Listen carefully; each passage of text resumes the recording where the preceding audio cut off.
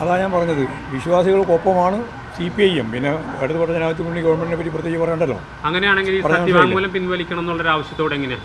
അല്ല, ആ ഡിമാൻഡിന് മേലെ വെച്ചിട്ടുള്ളല്ലോ ഇവിടെ ചർച്ച ചെയ്തുകൊണ്ടിരിക്കുന്നത്. അത് അവർ ചർച്ച ചെയ്യേണ്ട കാര്യമാണ്. എനിക്കതിൽ ചർച്ച ചെയ്യേണ്ട കാര്യം ഞങ്ങൾ ആരോടൊപ്പം നിൽക്കുന്നു എന്നാണ് ഞാൻ പറഞ്ഞത്. അല്ല, ഒരു കാലത്ത് CPIM ആരോടൊപ്പം നിൽക്കുന്നു എന്നാണ് പറഞ്ഞത്. ആ പറഞ്ഞത് മനസ്സിലായില്ലേ? ആരോടൊപ്പം? അല്ല, ഒരു കാലത്ത് വലിയ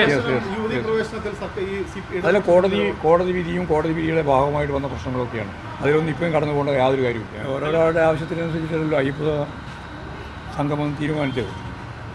സംഗമം തീരുമാനിച്ചത് ദേവസ്വം ബോർഡാണ്.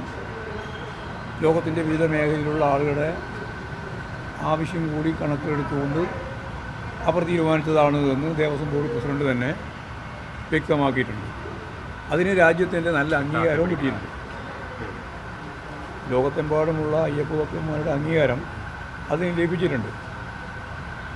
രാഷ്ട്രീയമായ ഉദ്ദേശത്തോടുകൂടി മതത്തെയും വിശ്വാസത്തെയും കൈകാര്യം ചെയ്യുന്നവരുടെ പേരാണ് വർഗീയവാദികളും. ഒന്നുകൂടി ഞാൻ പറയാം, മതത്തെയും വിശ്വാസത്തെയും ഉപയോഗിച്ച് രാഷ്ട്രീയാധികാരത്തിലേക്കുള്ള പ്രവേശനത്തിൻ്റെ പ്രക്രിയയുടെ പേരാണ് വർഗീയത എന്ന്. അപ്പോൾ ആ വർഗീയവാദികളാണ് അതിൽ നിന്ന് വ്യത്യസ്തമായ നിലപാടുകൾ സ്വീകരിച്ച് മുമ്പോട്ടേക്ക് പോകുന്നത്. വിശ്വാസികളല്ല. വർഗീയവാദികൾക്ക് വിശ്വാസമൊന്നുമില്ല. വിശ്വാസം ഒരു ഉപകരണമായിട്ട് ഉപയോഗിക്കുന്നവരാണ് വർഗീയവാദികൾ. ആ വർഗീയവാദികളുടെ പ്രചാരവേലയോടൊപ്പം ചേർന്ന് നിൽക്കാൻ communist party of India Marxist ഇല്ല. വിശ്വാസികൾക്കൊപ്പമാണ് ഞങ്ങൾ. ഇടതുപക്ഷ സർക്കാർ അയ്യപ്പ വിശ്വാസത്തെ അംഗീകരിക്കുന്നുണ്ടോ എന്നുള്ളതാണ് അടുത്തൊരു ചോദ്യം. അതാണ് ഞാൻ പറഞ്ഞത്. വിശ്വാസികൾക്കൊപ്പമാണ് CPIM. പിന്നെ ഇടതുപക്ഷ ജനാധിപത്യ മുന്നണി ഗവൺമെന്റിനെ പറ്റി പ്രത്യേകിച്ച് പറയണ്ടല്ലോ. അങ്ങനെയാണെങ്കിൽ സത്യവാങ്മൂലം പിൻവലിക്കണം എന്നുള്ളൊരു ആവശ്യത്തോടെ എങ്ങനെയാണ്? അല്ല, ആ ഡിമാൻഡിന് മേലെ വെച്ചിട്ടുള്ളല്ലോ ഇവിടെ ചർച്ച ചെയ്തുകൊണ്ടിരിക്കുന്നത്.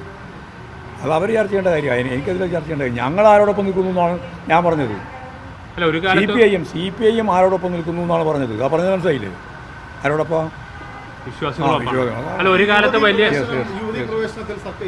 അതിലെ കോടതി വിധിയും കോടതി വിധിയുടെ ഭാഗമായിട്ട് വന്ന പ്രശ്നങ്ങളൊക്കെയാണ്. അതിലൊന്നും ഇപ്പം കടന്നു പോകേണ്ട യാതൊരു കാര്യമില്ല. അല്ല മാഷ് ഒറ്റ സംശയം. അപ്പം അങ്ങനെയാണെങ്കിൽ അന്ന് നടന്ന ആ യുവതി പ്രവേശനം, അന്ന് അവിടെ ദർശനം നടത്തി, അത് തെറ്റായി പോകുന്നു? ഞാൻ അത് സംബന്ധിച്ച് ഒരു കാര്യവും ഇപ്പം പറയാൻ ഉദ്ദേശിക്കുന്നില്ല. കാരണം അതെല്ലാം കഴിഞ്ഞു പോയ അധ്യായമാണ്. പിന്നെ അതിൻ്റെ മേലെ ചുറ്റിപ്പറ്റി തുടങ്ങുന്നതിൻ്റെ കാരണം ഞാൻ നേരത്തെ പറഞ്ഞ തന്നെയാണ്. അതിന് വേറെ ആളെ നോക്കുന്നതല്ലേ. പിന്നെ പക്ഷേ മറ്റൊരു കാര്യം, ഈ വൈശാഖൻ ഉൾപ്പെടെയുള്ള ഒരു കാലത്ത് ഡിവൈഎഫ്ഐയിലേക്കും അതിശക്തമായ രീതിയിൽ ഒരു പൊതുധാരയിൽ നിറഞ്ഞ നാള് അവർ തിരിച്ചെടുക്കാനുള്ള നടപടിയിലേക്ക് കടന്നിട്ടുണ്ടോ? അതെല്ലാം പാർട്ടി സംഘടനാപരമായ തീരുമാനമാണ്, വരേണ്ടതാണ്.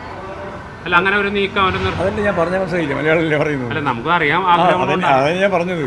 അതല്ല പാർട്ടി സംഘടനാപരമായ കാര്യങ്ങളാണ്. അത്തരം നിർദ്ദേശം ജില്ലാ കമ്മിറ്റി നൽകിയിട്ടുണ്ട്, ജില്ലാ സെക്രട്ടേറിയറ്റ്, സ്റ്റേറ്റ്. അതായത് സംഘടനാപരമായ കാര്യങ്ങൾ നിങ്ങളോടിപ്പം പങ്കുവെക്കാൻ ഉദ്ദേശിക്കുന്നില്ല. അവരെ ഈ വൈശാഖനെ പോലുള്ള ഞാൻ പറഞ്ഞില്ലേ അതിനെപ്പറ്റി പറഞ്ഞുകൊണ്ടിരിക്കുന്നത്. അല്ല, താല്പര്യമുള്ള ഒരു വിഷയം. നിങ്ങൾക്ക് താല്പര്യം ഉണ്ടാവും പലതും. അത് ഞാൻ എന്നോട് പറഞ്ഞാലേ അത് ശരിയാവുന്നു. നിങ്ങൾ ചെയ്യണം. ഞാൻ യുവതി പ്രവേശനം ആദ്യമായി വിട്ടു. ഞാൻ വിട്ടു. ഇനി വെറുതെ ആവശ്യമില്ലാത്ത കാര്യം ചർച്ച ചെയ്തുകൊണ്ടിരിക്കുന്നു.